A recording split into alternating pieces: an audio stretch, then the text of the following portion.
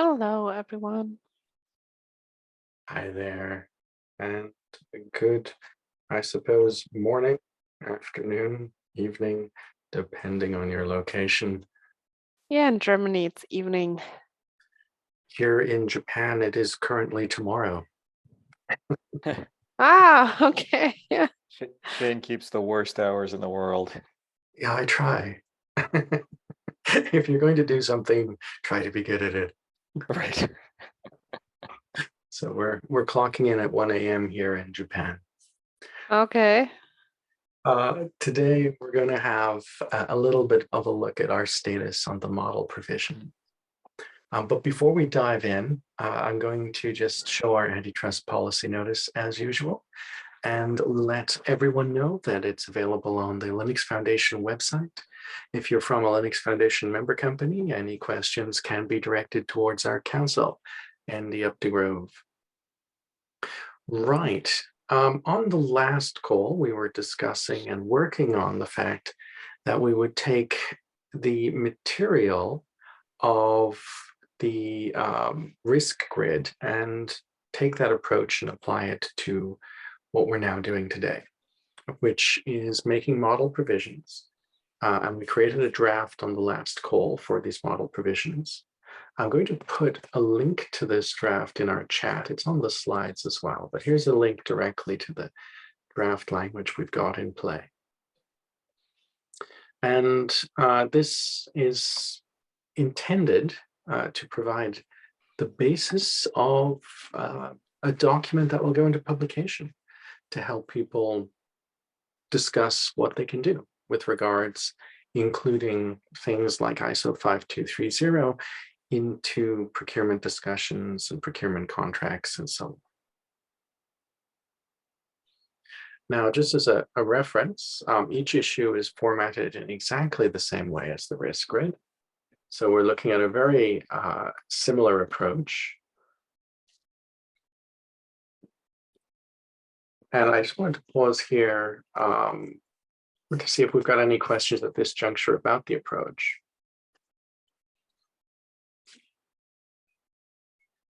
Okay, if we've got no questions about the approach per se, then we'll dive into looking at the stuff we've got now and where we're going next. One thing I'd like to flag is that in the current document, we have a list of items that fit into this structure, but also thanks to the very kind work of Andrew Katz, there's a supplier information pack towards the end. And the supplier information pack contains not just model provisions, but a sequence of questions to determine if people are ISO 5230 conformant. So in potential, then the supplier information pack, and correct me if I'm wrong, Andrew, the supplier information pack could be your magical model provision method of getting your yes, no off your suppliers to see if they're doing all the right things for that particular ISO standard. Yeah, no, that's absolutely right. I think maybe the terminologies are slightly confusing here because we've got a sort of circular reference going on at the moment. So the supplier, what you've got headed to supplier information pack is really supposed to be a sort of set of sample terms, and then appended to that would be a supplier information pack. And I'm actually working, and that would contain sort of high-level details about this is the software, this is a high-level specification, and sort of details about the development process. We had a discussion last time about how we don't want that to morph into a complete specification that's somehow becomes part of the contract, because that obviously the nature of open source software development in particular is sort of fairly unhelpful to crystallize some sort of specific definition.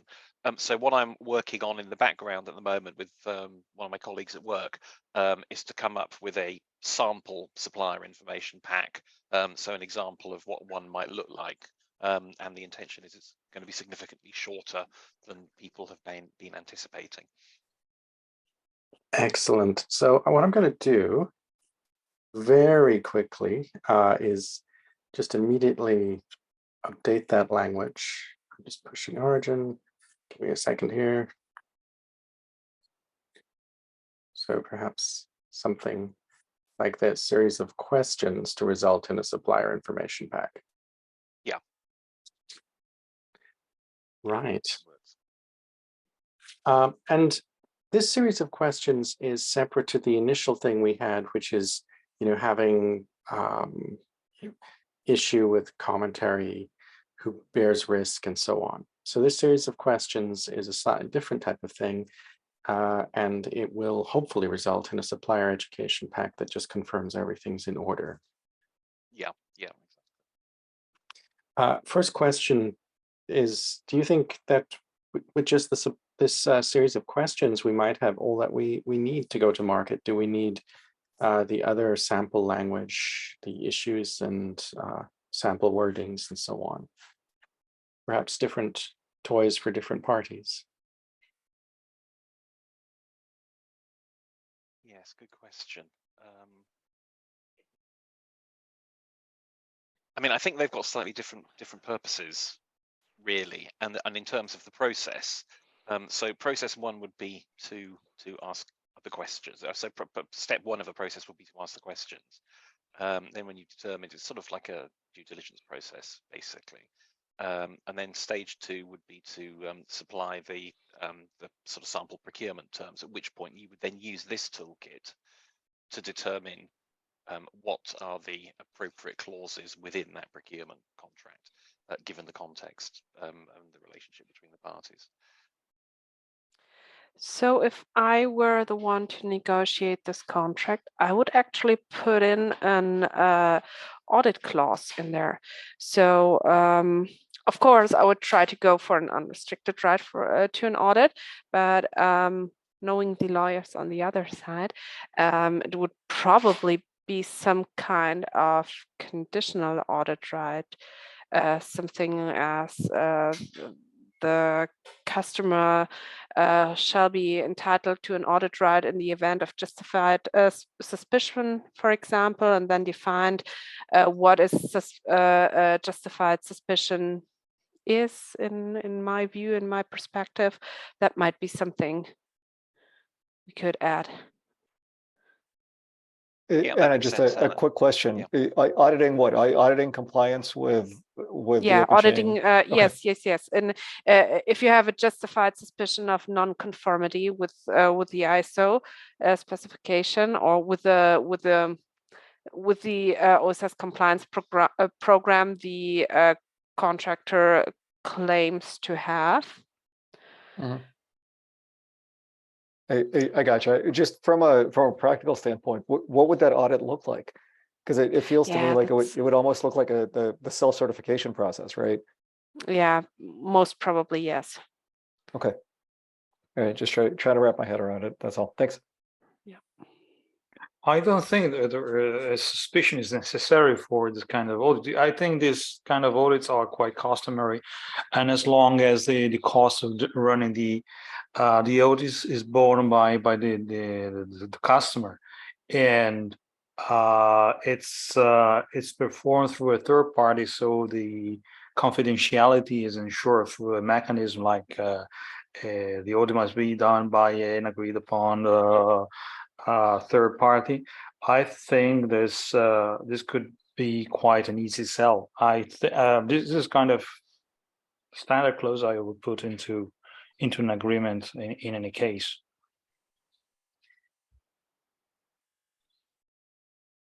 Yeah, that makes sense. And it goes without saying, I fully agree on that it's a good idea to have a noted clause. And of course, you have a maximum frequency, no more than once a year. I used to put a clause in, because that's quite resemblant to the audit in the appointment of a data processor in the GDPR. I say that the client, the supplier, has a right to receive a report, and this report can be shared by the supplier as an evidence of a third party, so not to have many different customers doing the same things.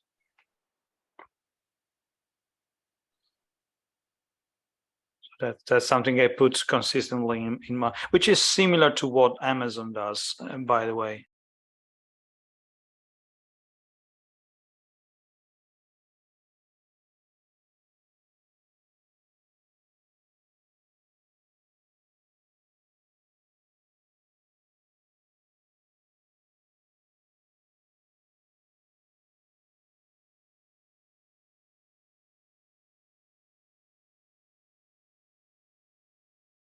When it comes to adding, let's say, new clauses or altering it, we can, of course, do that quite freely. There's two ways, really, you can do it. One is you can open an issue against this on GitHub. The link to issues, it's here. Another is you can simply email us that as well if you have sample wording. My goal will be to collect the ideas from this call and to put them into this 0.4 draft with some notes.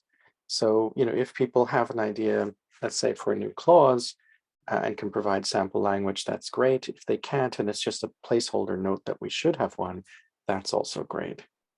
Or you can open an issue and assign this issue to the one proposing in this chat so that they follow up. And this person can then create a pull request associated to the issue. This is the way GitHub is supposed to be working. No, or are you writing? Are you mental? This is reasonable. This is fair. Yeah, but I don't accept anything unless you discover what my GitHub ID is. Oh, damn. I'll work on it. I'll find you. It's not difficult. That's just extra work on you. So in that case, yes. From the ideas people you open the issue and I will subscribe to it.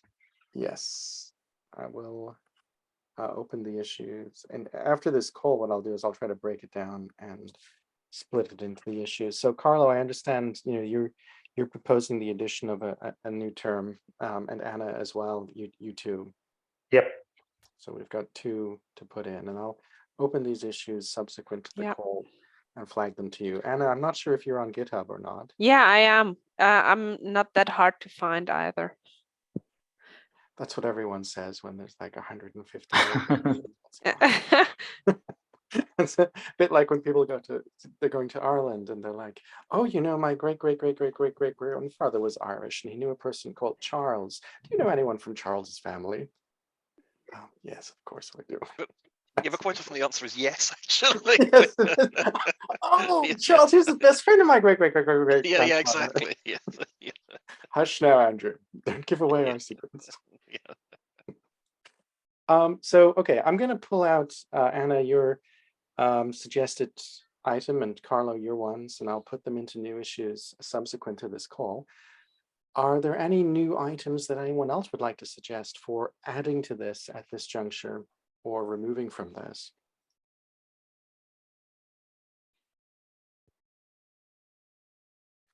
Okay. Then the next question, it goes back to something which we were indeterminate on, which is, given that we have this series of questions to result in a supplier information pack, and that workflow looks pretty good, should we subsume the top part of the document into other items in that list? Should we continue to have it separate or not? Because we didn't really come to a resolution on what to do here. My gut feel is it's better to have it separate. Maybe not necessarily in this order, but I think it is a separate tool. Okay. And if we keep them both, then perhaps the thing would be to put the series of questions first, and put these piecemeal items second as here are components. Yeah. I mean, what I intend to do when I've sort of finished going through this process with my colleague, which should happen in the next week or so, is then to come back into this document here on GitHub and make either issues or pull requests depending on what we come to in terms of the structure. But I'm not really ready to make those statements at the moment until I've been through this process with my colleague back at work. Got it. Okay. In that case, whoopsie daisy.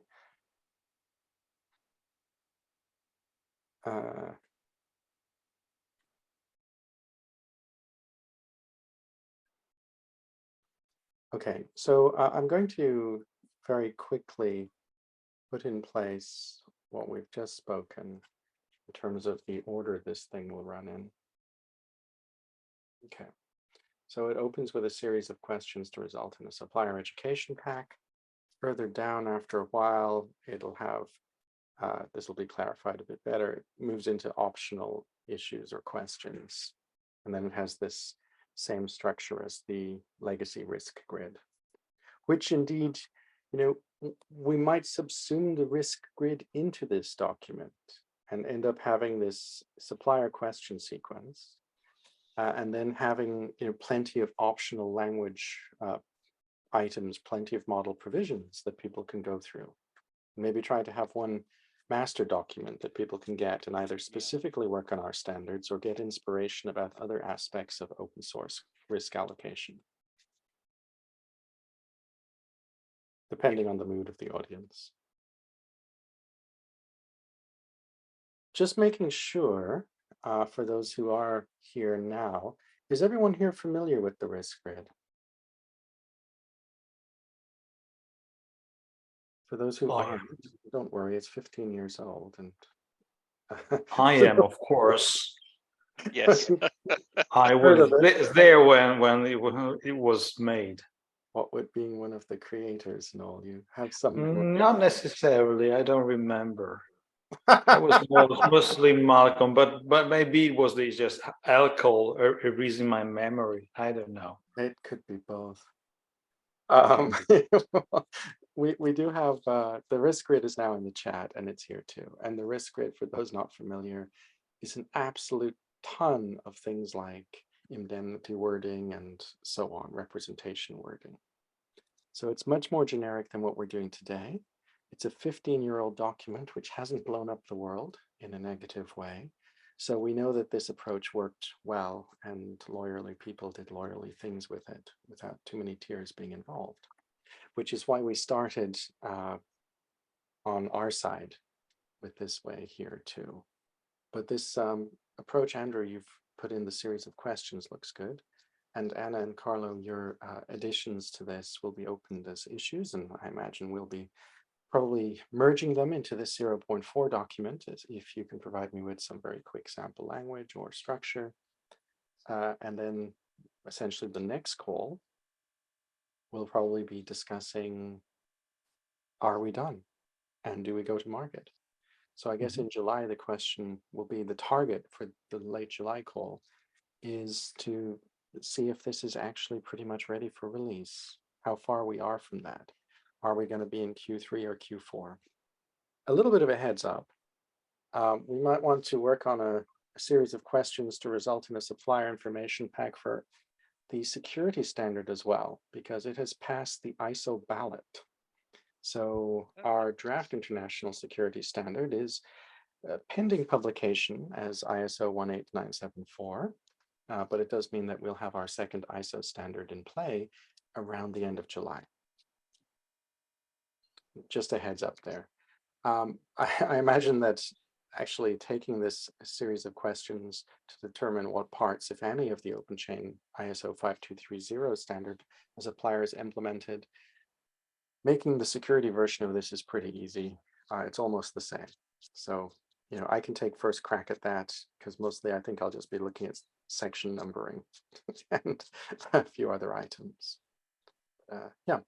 So hypothetically then, we'd have a series of questions for ISO 5230, series of questions for ISO 18974, and then we have appendices with other topics related directly to our standards, or potentially also including the risk grid material as well as other model provisions. Does that make sense to you? Is it too heavy? Should we avoid including the risk grid because it wanders too far from core? Question here, just in terms of if you're at your desk and you want something to glance at, would it be useful to have all of this in one place, or better to be modular?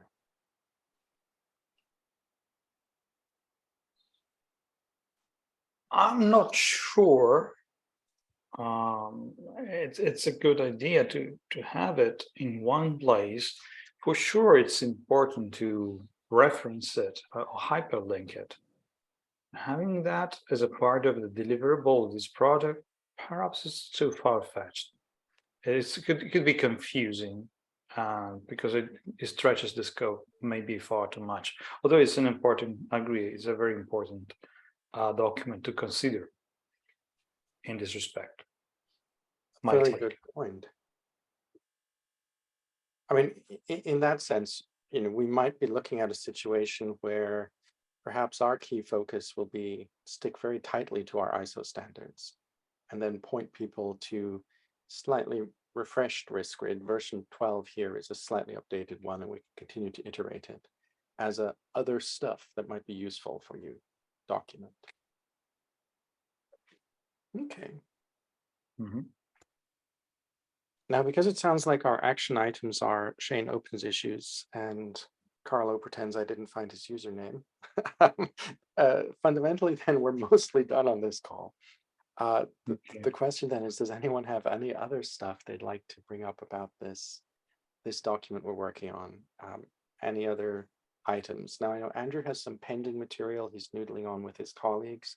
When that's ready, that'll be put in our hands. But we already have good material, and with Anna and Carlo's additions, is there anything we're missing? Is there any reason we're not pretty much ready for moving to finessing?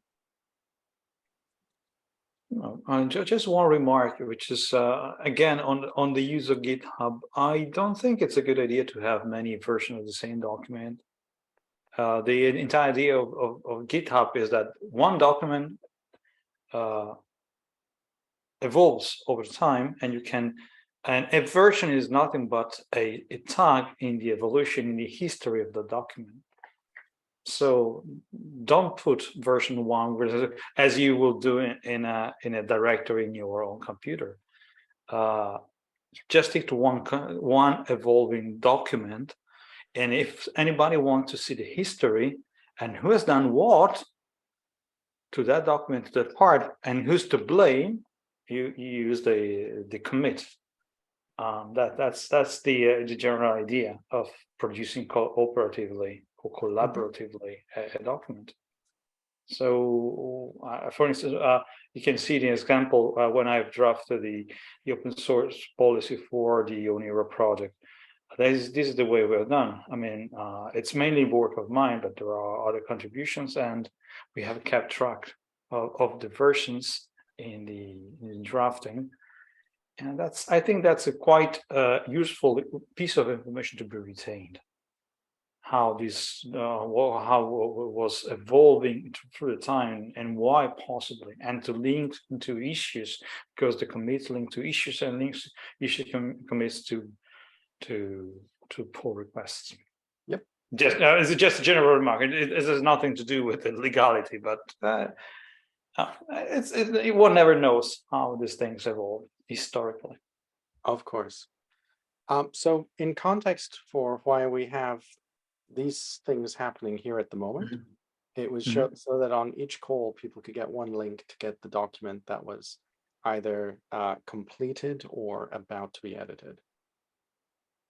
But I'm certainly happy to move to a different version. We have a slight challenge in that, not all of our audience is able to use Git. So it's not an issue for general editing, but on point releases, that's why I've generally avoided it. But I'm happy to change our process here. Yeah, but using GitHub, the web interface, it's far easier, and you can have even branches Yes. That's another way of using it. So it's so powerful that it's quite missing something, not using at least the most basic features of it. It's a different mindset, I reckon, and it's not very easy, but it's worth an effort, especially so for someone who works in context of software, a law applicable to software or procedure or whatever policy in software, understanding how software is done, because this is the way a software is done. And saying you're missing out if you're not using this. Am I feeling it? Yep. Oh, it's a valid point. And I mean, for our next steps here, I imagine this is going to be very much a living document. So as soon as we're ready to go live with it, perhaps we can, and which is very soon, I mean, potentially next call. And we simply proceed that way with the release document rolling over time. No, Yeah. because it's not a standard. Yeah. It's not but a this standard is or a spec. It's a heavily sandboxed environment, so it's you can hardly make a mistake here. Mistakes are easily undone if any, so nobody will blame you if you mess up with things. So it's my objection is not to fear to use the power of Git and GitHub. But that's it. It's just my personal peeve. It's not nothing special. No, it's a very good point. And that, I mean, it leads to an interesting question. Once we get this ready, this is not intended to be canonical to people. You know, our model provisions here are never intended to be the market solution, which would indicate that on the final document, if that's marked as literally a living document, if it's not a point release document, it makes very clear that this document is evolving over time. It's based on the community knowledge and opinions. So don't regard it as a Bible, regard it as inspiration, which might actually suit our aims very well. Yep. Okie dokie.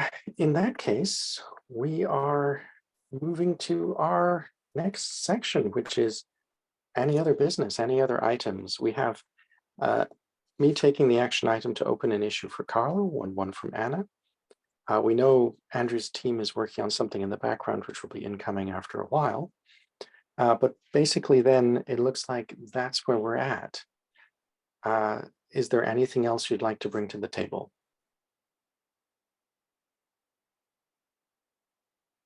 All right, fantastic. Everyone, we're in before the half hour, which reduces our billable time applied to this meeting. Much appreciated the stuff we have already stolen from you. Looking forward to our next call, and thank you everyone for great input and support. Fantastic. Thank you. Thanks, Shane. Thanks everyone. Thank you. Bye-bye. Thank you. Bye-bye.